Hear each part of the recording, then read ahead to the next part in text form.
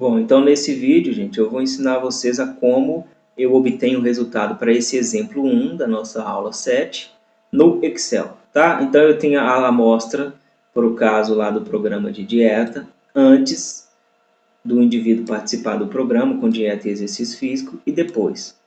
Sabendo que os dados são normais e com esse nível de significância, qual seria a minha conclusão? Bom, o que a gente tem que fazer é, se eu tenho as duas amostras, eu coloco cada uma delas numa coluna, ou eu arrumo outra maneira de diferenciar. O usual do Excel é que ela esteja em colunas diferentes, tá? Para fazer isso.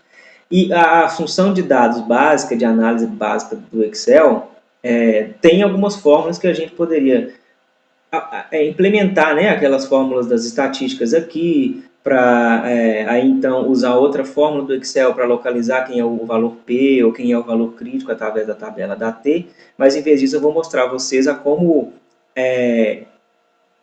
colocar, né, acoplar um suplemento adicional de análise de dados no Excel, caso você já não tenha.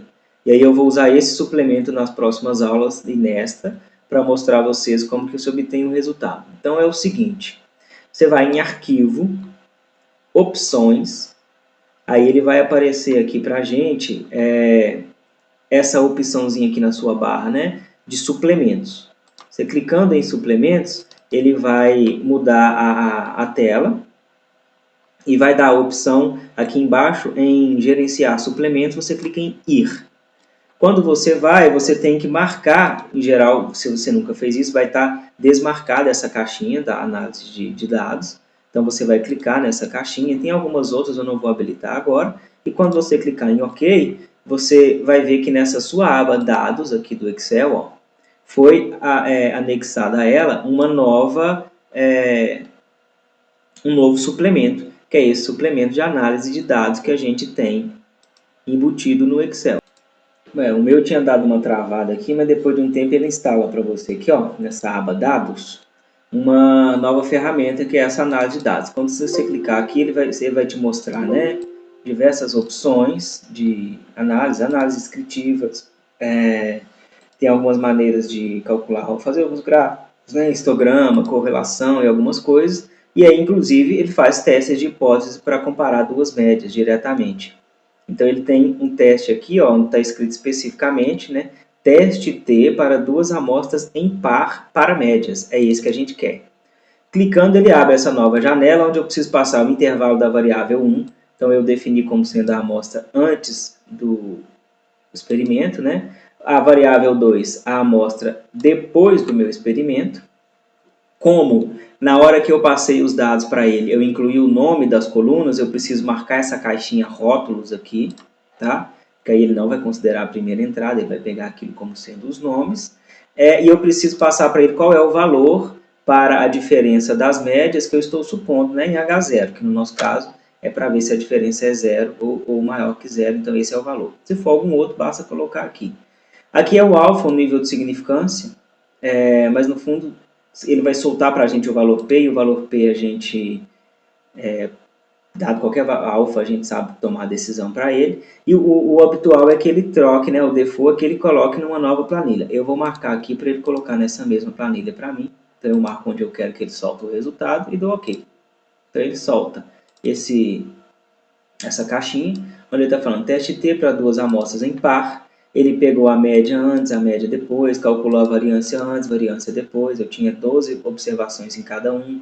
Calculou uma correlação de PIS, que isso não vem o caso aqui para nós, tá? A hipótese que é que a diferença seja igual a 0.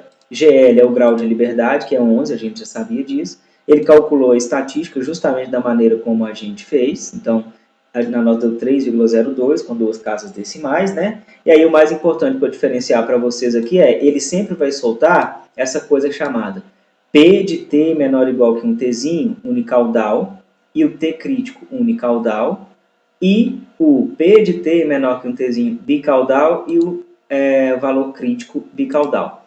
Quem são os T crítico unicaudal ou bicaudal? É aquele valorzinho que a gente encontrou lá na tabela da T, que limita uma área em uma única cauda, e aqui na direção da hipótese, né, nosso objetivo era na cauda da direita. Se fosse na da esquerda, apesar dele sempre soltar aqui o valor positivo, não tem problema, por causa da simetria da T, é só você pegar o de baixo, tá? mas ele, como ele não especifica lá qual é o tipo de teste, unilateral ou não, ele já solta os dois. Para a gente importa o resultado que está nessa faixa aqui do teste unicaudal. Então ele falou que o valor crítico é 1,79, isso aqui te permitiria calcular a região crítica e falar, né, minha estatística é superior ao valor crítico, eu rejeito H0. De forma similar, ele também calcula essa P de T menor que alguma coisa, é a maneira dele denotar o valor P para a gente. E aqui, como ele tem uma tabela mais refinada que a nossa, ele consegue calcular um valor mais aproximado, até com muitas casas decimais, inclusive.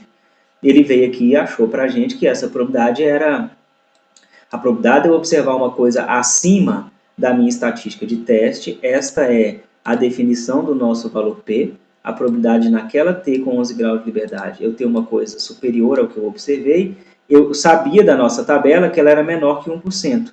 Na verdade, a gente sabia até mais, a gente sabia que ela estava entre 0,0075 e 0,005. Com certeza ia ser alguma coisa mais próxima desse de CAP do que desse, né? Porque o valor nosso é o 3,02, então ele está bem próximo desse limite, então o valor P vai estar bem próximo disso daqui. E aí o Excel calculando ele exatamente, ele falou que ele realmente é 0,006 aproximadamente. Esse valor é menor do que o alfa, que é o nível de significância, então qual que é a conclusão? Rejeita H0. Tá? Então é assim que faria, no Excel é assim. Existem vários outros softwares também que é simples fazer. Alguns outros permitem, por exemplo, que eu entre, em vez de entrar com a amostra, eu entre só com o valor já da média, das diferenças, e com o desvio, e ele solta para mim. Tá? Mas no Excel a maneira mais simples é essa. E para os outros testes que a gente vai ver nas próximas aulas, eu também vou ensinar. E esse suplemento, uma vez que você colocou, ele vai ficar lá.